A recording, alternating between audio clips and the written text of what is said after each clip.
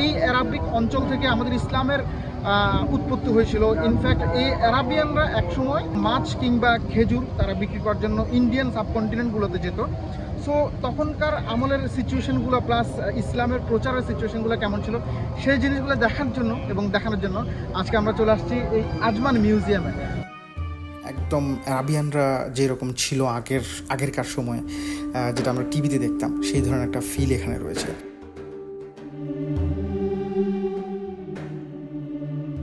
দেখা যাচ্ছে গুপ্তধন পড়ে আছে এবং এই যে গুপ্তধন এবং তার পাশে একটা লাশ শুয়ে আছে, একটা কঙ্কাল শুয়ে আছে এবং এই মানুষটার মাথার পাশে একটা গুপ্তধন এবং পায়ের পাশে আর একটা গুপ্তধন। নিশ্চয়ই এটা তারা কোনো মিনিংফুল কিছু বোঝানো হয়েছে।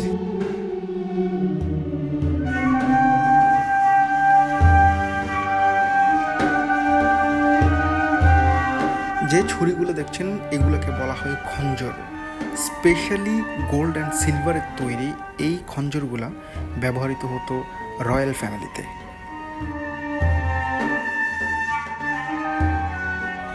সোর্ডকে আরবিতে বলে সাইফ, এটা হচ্ছে কাটারা সাইফ। 18th সেঞ্চুরিতে এটা খুব বেশি পরিমাণে পপুলার এবং নর্মাল সোলজাররা এই ধরনের সাইফ ব্যবহার করত।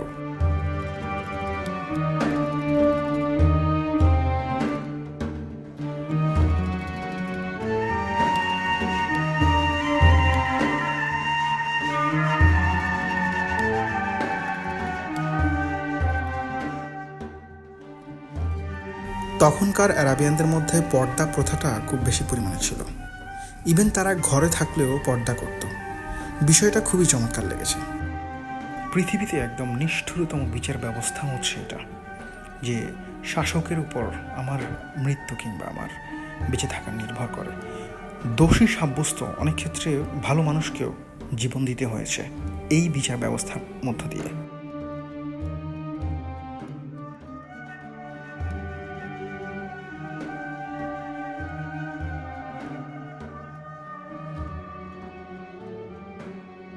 আরব দেশগুলো বাদ্যযন্ত্রের দিক দিয়ে অত সমৃদ্ধশালী ছিল না, তবে বেশ কিছু বাদ্যযন্ত্র তারা ব্যবহার করত।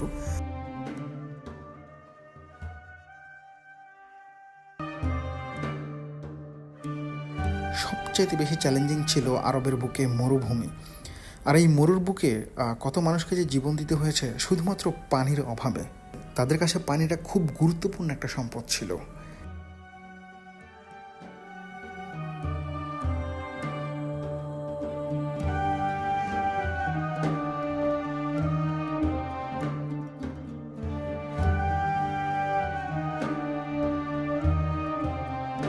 কস্টিউমটা হচ্ছে অ্যারাবিয়ানদের মধ্যে সবচেয়ে গুরুত্বপূর্ণ একটা জিনিস। বিশেষ করে পুরুষ মানুষরা পরতো অনেক বড় ধরনের জুব্বা এবং মহিলারা পরতো, আমি যতটুকু জানি যে মহিলারা পরতো হচ্ছে বোরখা, কালো বোরখা, এবং তাদের চেহারা থাকতো ঢাকা।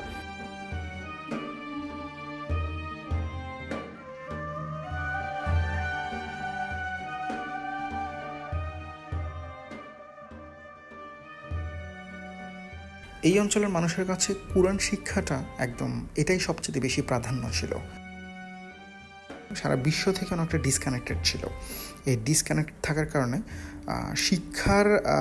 শিক্ষা সেক্টরে তাদের খুব একটা উন্নতি দেখা যায়নি। তবে সব বাধা ডিঙিয়ে তারা এখন বর্তমান সময়ে আরাবিয়ান অঞ্চলগুলোতে বিশ্বের বড় বড় ইউনিভার্সিটি কিংবা শিক্ষা প্রতিষ্ঠান দেখা যায়। নিজেদেরকে অনেক পরিবর্তন করে তারা সামনের দিকে এগিয়ে গেছে।